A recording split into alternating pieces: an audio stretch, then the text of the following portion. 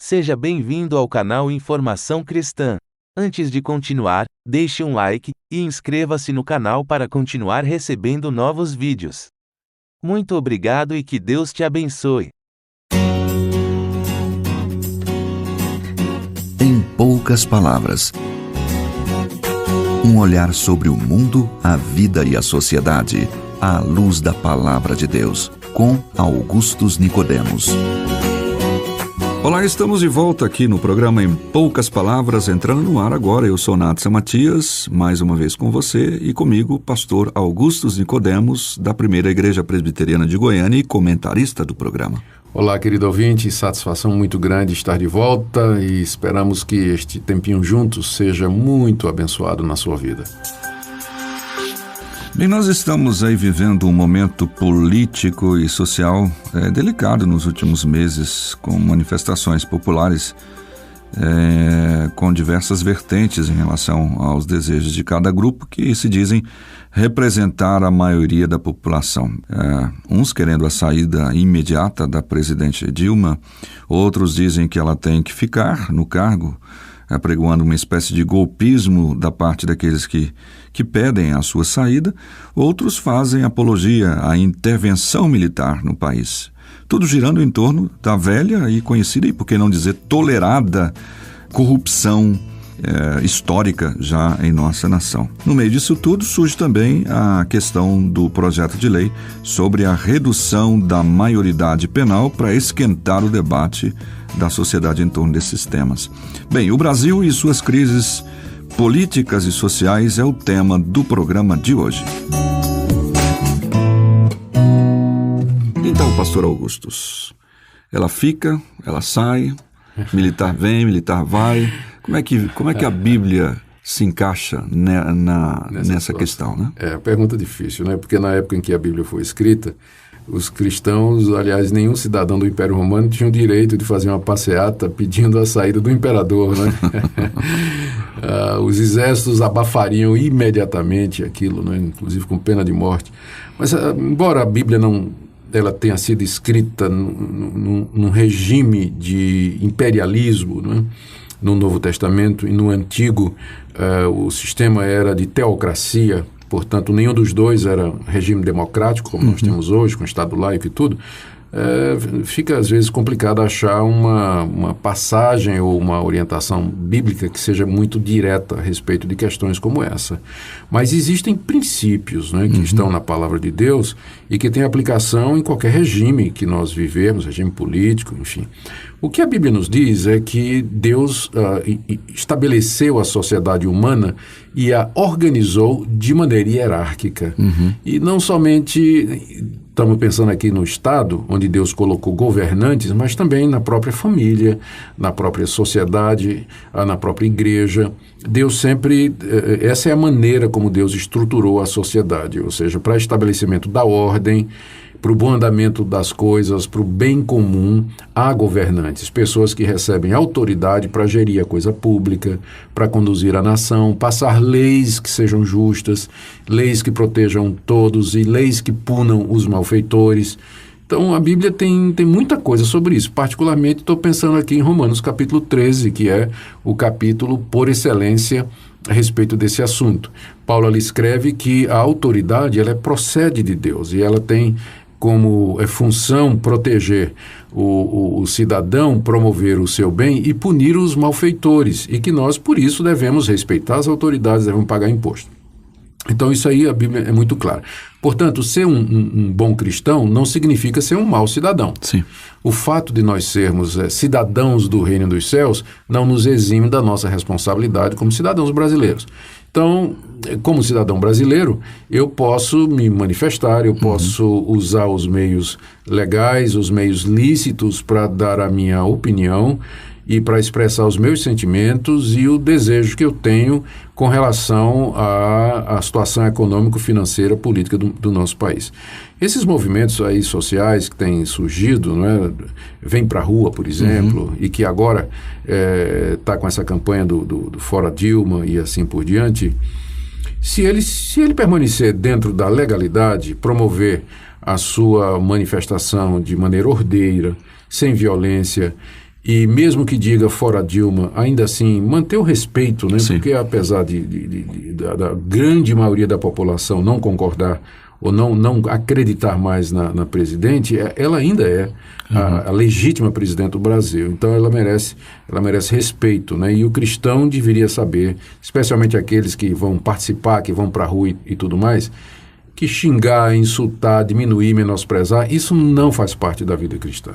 Nós podemos expressar nossas divergências de maneira respeitosa e de forma a não ofender a dignidade da pessoa humana, como é o caso da nossa presidente. Ela é uma brasileira, ela foi eleita legalmente e merece todo respeito, muito embora a população também tenha o direito de dizer que está insatisfeita com as coisas que vêm acontecendo. Agora, tem uma coisa aqui que eu acho que é importante lembrar, Natson. Às vezes as pessoas me perguntam assim, mas a igreja não vai tomar uma posição, a Igreja Presbiteriana do Brasil não vai tomar uma posição, não vai se manifestar, não vai emitir uma nota, um comunicado, não vai assinar com outras igrejas. Eu não creio que seja muito papel da igreja, enquanto instituição, tá se envolvendo demais em política. Sim. Porque o que é que acontece? Especialmente política partidária.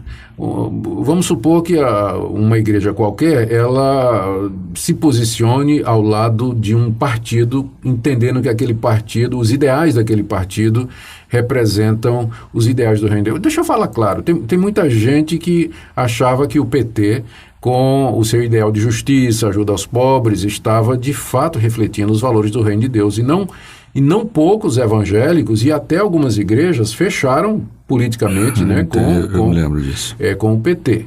O que acontece? Infelizmente, esses escândalos, a corrupção que veio à tona durante o regime do PT, acaba comprometendo quem apoia o PT também. Né?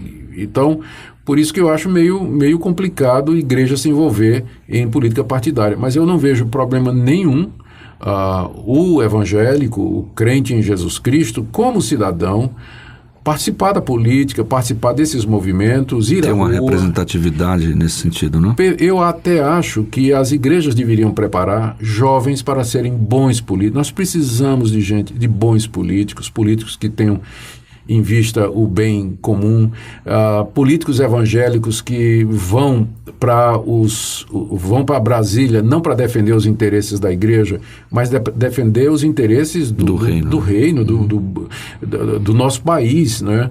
De todos os cidadãos brasileiros. Ele foi eleito para isso e não para ser despachante de igreja, né? Para levar um caminhão de terra para a igreja e assim por diante. Exatamente.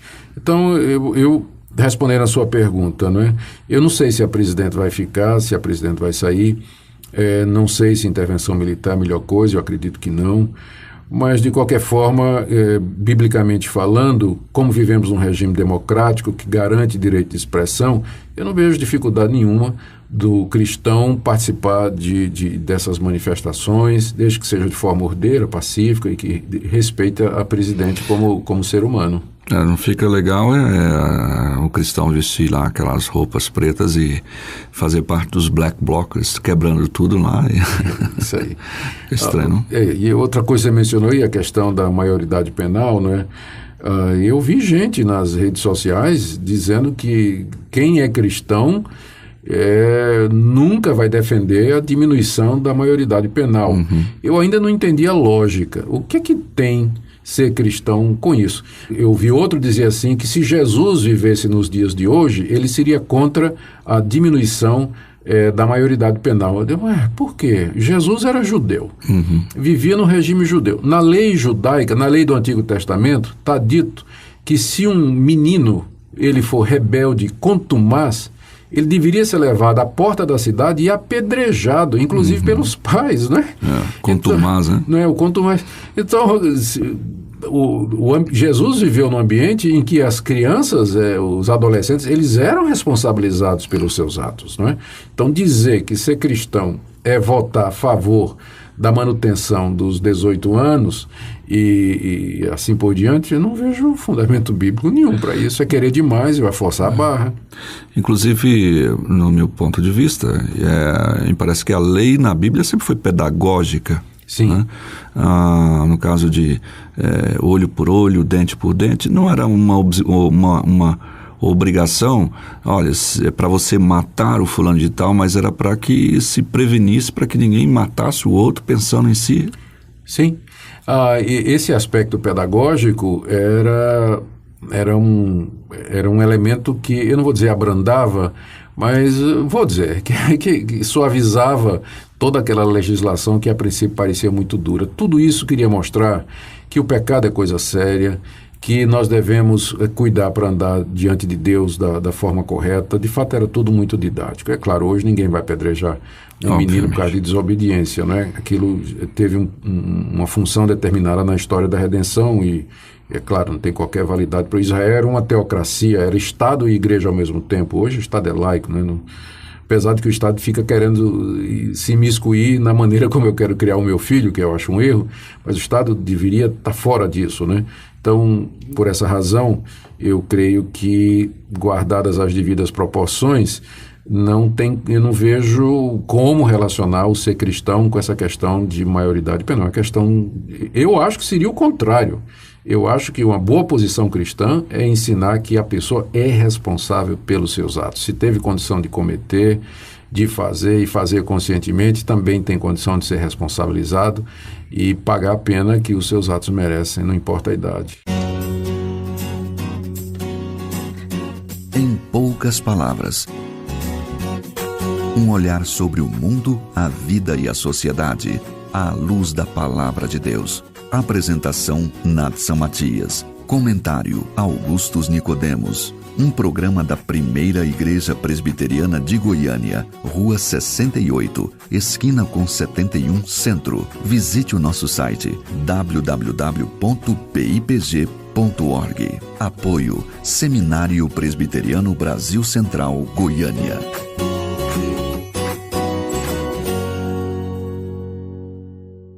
Obrigado por ter assistido um vídeo do nosso canal Informação Cristã. Esperamos que ele tenha edificado a sua vida e também da sua família. Pedimos que por favor se inscreva no nosso canal, dê um like e compartilhe esse vídeo para o maior número de pessoas, para que elas também sejam edificadas e alcançadas pela palavra do nosso Deus. Que Deus te abençoe e até o próximo vídeo.